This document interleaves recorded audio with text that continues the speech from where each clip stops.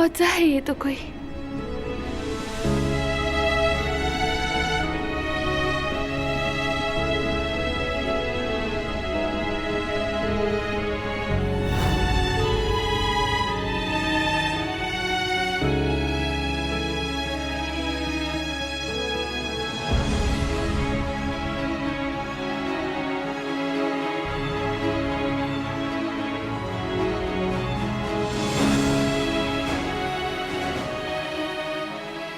या अल्लाह,